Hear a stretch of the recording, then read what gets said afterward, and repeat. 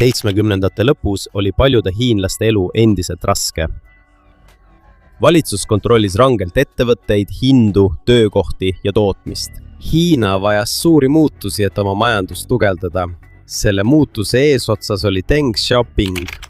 Ta ei saanud kohe Hiina presidendiks, kuid 1978 aastaks oli tema juba riigi kõige mõjukam juht ja peamine tähtsate otsuste tegija. Deng uskus, et Hiina kommunistlik partei peab jääma võimule, aga ta teadis ka, et Hiina ei arene, kui jätkatakse ainult Mao Zedongi vana süsteemiga. Koos oma liitlaste Hu Yaobangi ja Cao Ziyangiga edendas Deng niinimetatud 4 moderniseerimist. Selle eesmärk oli parandada põllumajandust, tööstust, riigikaitset ning teadust ja tehnoloogiat. Tema plaan oli lihtne. Kõigepealt tuli suurendada tootmist, tuua sisse uut tehnoloogiat ning avada osa majandusest ettevõtlusele ja välisinvesteeringutele. Kuid samal ajal, kui räägiti majandusreformidest, nõudsid mõned hiinlased ka poliitilist vabadust.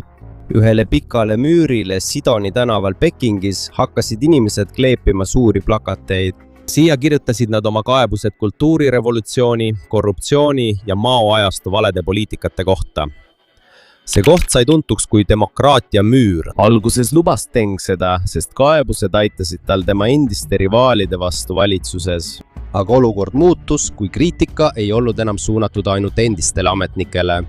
Ilmusid aktivistid, kes nõudsid demokraatiat ja muudatusi Hiina süsteemis endas. Üks neist oli Wei Jingsheng, elektrik ja endine punakaardi liige. 1978 aasta detsembris pani ta demokraatia müürile essee pealkirjaga 5. moderniseerimine.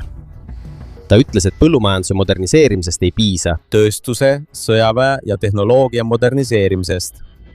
Tema arvates vajab Hiina ka demokraatiat, et inimeste elu tõeliselt paraneks. Valitsuse vastus oli selge.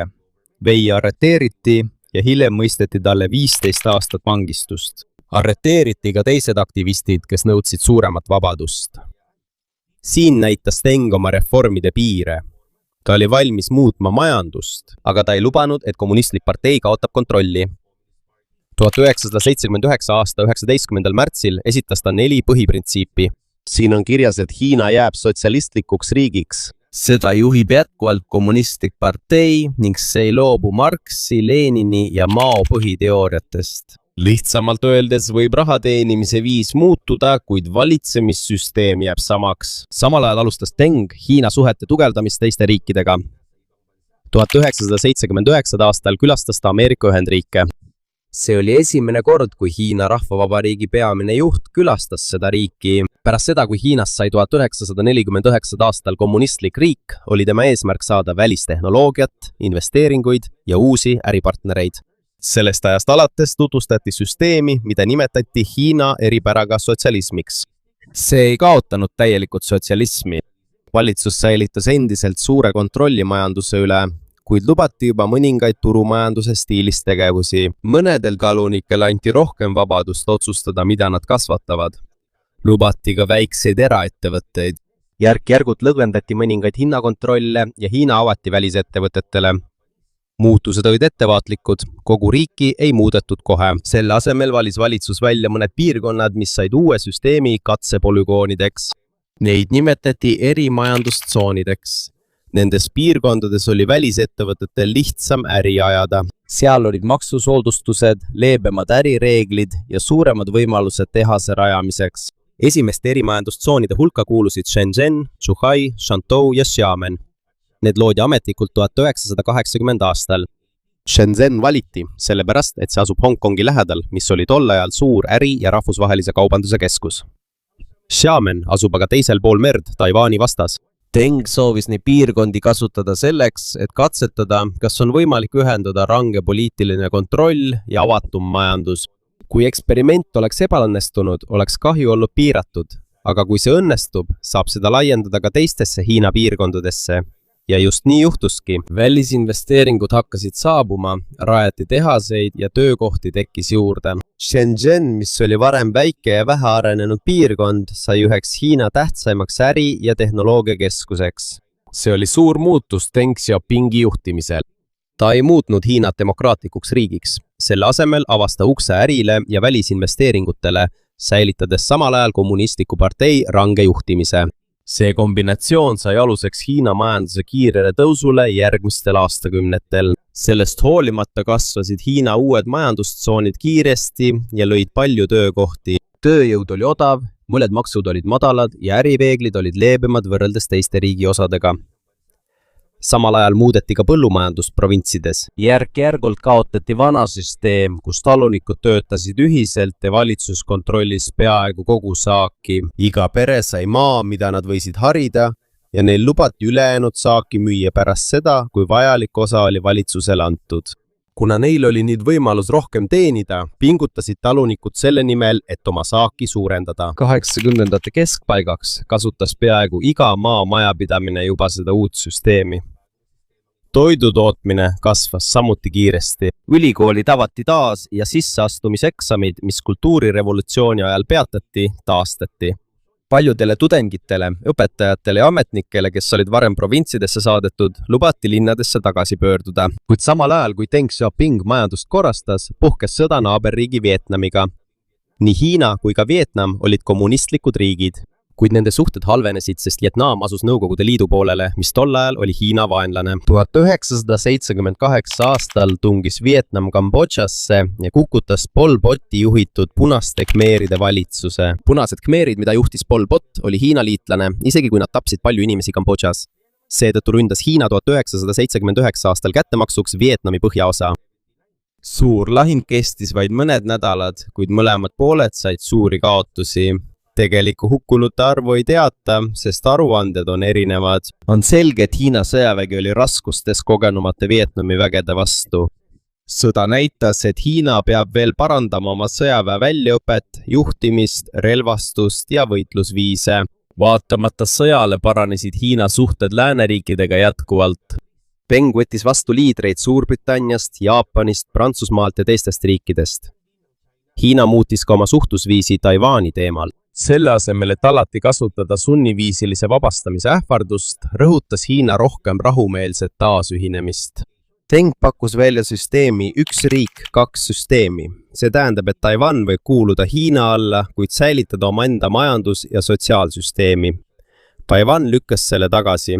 Nende valitsus ei soovi sattuda Hiina kommunistliku partei kontrolli alla. Sel ajal hakati kogu maailmas rohkem kasutama pinnini, et oleks lihtsam mandariini keelt lugeda ja kirjutada inglise tähtedega. Seetõttu sai endisest nimest Peking nimeks Beijing. Kuid Hiina sees püsis kommunistliku partei range kontroll. Üks suurimaid probleeme, millega see silmitsi seisis, oli rahvastiku kiire kasv. Alates Hiina rahvavabariigi asutamisest 1949 aastal vähenes suremus tänu rahvatervise paranemisele. Samal ajal jungustati peresid tol ajal saama palju lapsi. Selle tulemusena kahekordistus Hiina rahvaarv vaid mõne aastakümnega. Selle tulemusena kehtestati 1980 aastal range ühe lapse poliitika. Paljudele peredele oli lubatud ainult üks laps, kuigi oli erandeid, mis sõltusid piirkonnast ja olukorrast. Reeglite rikkujaid võidi trahvida, tööd vallandada või muul viisil karistada. Mõnes piirkonnas kasutasid ametnikud ka sunniviisilist aborti ja steriliseerimist. See poliitika aitas aeglustada rahvastiku kasvu, kuid põhjustas ka suuri probleeme. Kuna mõned pered eelistasid poegi, tekkis palju rohkem mehi kui naisi. Kasvas üles ka ainulaste põlvkond, kellel oodati, et ta hoolitseb 2 vanema ja 4 vanavanema eest. Muutusi toimus ka naiste olukorras. Juba enne Deng Xiaopingi aega andis uus seadus naistele õigused abiellumise, lahutuse ja vara omamise osas. Paljudel naistel linnades said samuti tööd. 1980 aastal oli Hiina üks esimesi riike, kes nõustus Ühinenud Rahvaste Organisatsiooni konventsiooniga naiste diskrimineerimise vastu, aga tegelik olukord on endiselt kaugel võrdsusest. Väga vähe naisi on kõrgeimatel ametikohtadel valitsuses ja suurtes ettevõtetes. Muutused toimuvad aeglasemad ka kaugemates provintsides. Majanduse paranedes noodavad paljud üliõpilased, et poliitilised reformid järgnevad samuti. Üks neist, keda nad imetlevad, on Hu Yaobang, kommunistliku partei peasekretär ja Deng Xiaopingi pikaajaline liitlane. Hu on teiste arvamustel avatum. Ta toetas mõningaid reforme ja kritiseeris võimsate ametnike laste liigseid privileege, keda kutsutakse printsikesteks. 1986 aastal protestisid tudengid erinevates linnades. Nad nõudsid vabamat ajakirjandust, avatumat valitsust ja laiemat demokraatiat. Kõrged juhid süüdistasid Hood selles, et ta oli protestijate suhtes liiga leebe. 1987 aasta jaanuaris oli ta sunnitud oma ametikohalt tagasi astuma ja avalikult tunnistama oma väidetavaid vigu. 1989 aasta aprillis sai Hu südamerabanduse ja suri. Paljudel üliõpilastel oli ta muutuste sümbol. Muutuste, mida kommunistliku partei vanemad juhid ei lubanud. Tuhanded inimesed kogunesid leinama. Kuid lihtne mälestusüritus temale muutus kiiresti protestiks korruptsiooni, vabaduse puudumise ja range kontrolli vastu. Üliõpilased kogunesid massiliselt Pekingi Tiananmeni väljakule. Täpselt 70 aastat pärast üliõpilasliikumist 1919. aastal nõudsid nad taas demokraatiat ja seekord ei seisnud kommunistliku partei vastu ainult väike grupp inimesi. Hiiglaslik protestiaktsioon algas otse Hiina võimu keskmes. 1989 aasta 13. mail alustasid 100 üliõpilased Tiananmeni väljakul näljastreiki. Nad keeldusid söömast, et sundida valitsust nendega rääkima. Nad ütlesid selgelt, et ei soovi valitsust kukutada. Nad nõudsid sõnavabadust, vähem korruptsiooni ja poliitilisi reforme. Aja jooksul liitusid tuhanded üliõpilased. Nendega tulid liituma ka töölised ja tavalised kodanikud, et neid toetada. Hiina kõrged juhid jagunesid kaheks selles osas, kuidas protestile reageerida. Zhao Qiang, kommunistliku partei peasekretär, soovis tudengitega rääkida. 19. mail läks ta isiklikult Tiananmeni väljakule ja palus neil lõpetada näljastreik, et mitte oma elu ohtu seada. Temast erinevalt arvas peaminister Li Peng, et protest tuleb kiiresti lõpetada. Deng Xiaoping toetas rangemat vastust. 20. mai kuulutas valitsus mõnes Pekingi piirkonnas välja sõjaseisukorra. Sinna saadeti sõdurid. Aga alguses blokeerisid neid väga paljud elanikud. Protest jätkus. 3. juuni õhtust kuni 4. juuni varahommikuni sisenesid sõdurid taas Pekingisse, kaasas tankid ja soomukid. Nad avasid tule inimeste pihta, kes blokeerisid peamisi teid Tiananmeni väljakule. Paljud tsiviilisikud said surma või vigastada. Siiani pole ikka veel teada hukkunute täpne arv.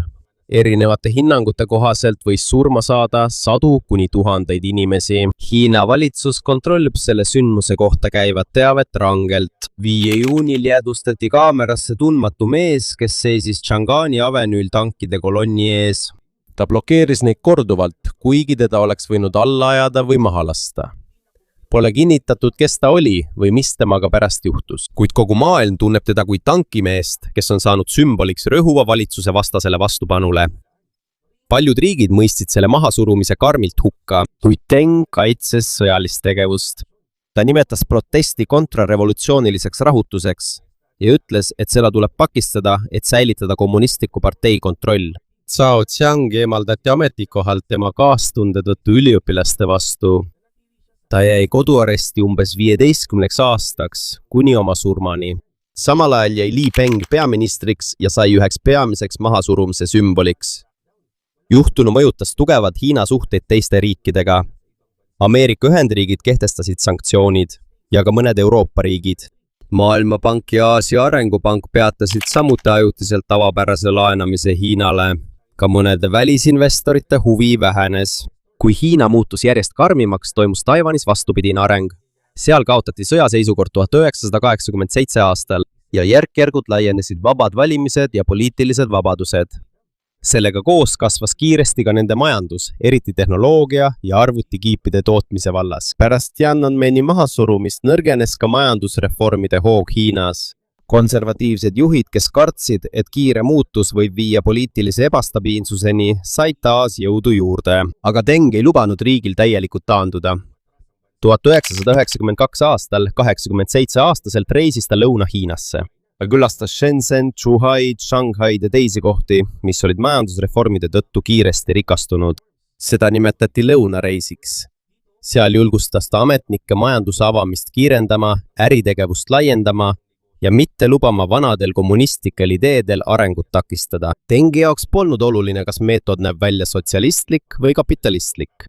Oluline oli see, kas see aitab majandusel kasvada ja inimeste elu paremaks muuta. Tänu tema tugevale mõjule sai Hiina peamiseks suunaks taas majandusreform. Siin kujunes välja mitteametlik kokkulepe kommunistliku partei ja rahva vahel.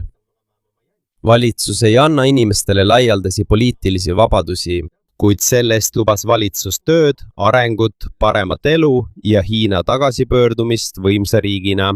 1992 aastal nimetas kommunistlik partei Hiina süsteemi ametlikult sotsialistlikuks turumajanduseks. See tähendab, et valitsus jäi kommunistlikuks, kuid turg sai vabamalt hindu määrata ja ettevõtteid juhtida. Paljud riigi ettevõtted korrastati, müüdi või suleti. Samal ajal kasvas kiiresti suurte eraettevõtete arv. Majandus kasvas kiiresti. Maailmapanga andmetel on pärast Hiina avanemist peaaegu 800 miljonit inimest pääsenud äärmuslikust vaesusest. Kui kiire arenguga kaasnes ka oma hind. Vähenes tasuta elamispind, odav toit ja mõned valitsuse toetused. Paljud töölised kaotasid töö, kui vanad tehased suleti. Korruptsioon, saaste ja lõhe rikaste ning vaeste vahel süvenesid samuti. Miljonid maapiirkondade elanikud kolisid linnadesse tööle, kuid Hukou-süsteemi tõttu oli paljudel neist raske saada avalikku haridust, tervishoidu ja muid linnas pakutavaid hüvesid. 1997 aastal suri Deng Xiaoping 92-aastaselt. Tema toetajate jaoks oli ta juht, kes avas majandusse ja parandas väga paljude hiinlaste elu. Kuid tema kriitikute arvates kasutas ta majanduskasvu selleks, et säilitada range ühe partei valitsemine. Peamiseks juhiks sai tema järel Jiang Zemin. Ta jätkas majanduse avamist samal ajal, kui kommunistlik partei säilitas range kontrolli poliitika ja ühiskonna üle. 1997 aasta juulis andis Suurbritannia Hongkongi pärast 156 aastat kestnud valitsemist tagasi Hiinale. Hiina lubas, et Hongkong säilitab oma seadused, majanduse ja elustiili ühe riigi kahe süsteemi põhimõtte alusel. 2 aastat hiljem andis Portugal samuti Macau Hiinale tagasi sama süsteemi alusel. Tol ajal uskusid paljud, et kui Hiina saab rikkamaks, muutub ta ka demokraatlikumaks. Kuid nii ei läinud. Keskklass ja majandus kasvasid jätkuvalt, kuid kommunistlik partei hoidis valitsuse üle kontrolli. 2001 aasta 11. detsembril sai Hiinast Maailma Kaubandusorganisatsiooni liige.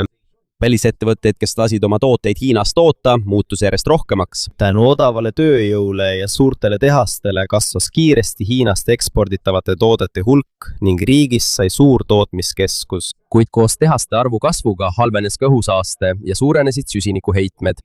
2008 aastal toimusid Pekingis esimesed suveolümpiamängud, mis peeti Hiinas. See polnud lihtsalt spordiüritus, vaid näitas kogu maailmale, et endine vaene ja suletud riik on nüüd kiiresti kasvav majanduslik ja globaalne jõud. 2008 aasta Pekingi olümpiamängud olid suureks näituseks uuest Hiinast. Avatseremoonial näidati riigi pikka ajalugu, kultuuri, tehnoloogiat ja kasvavat võimu.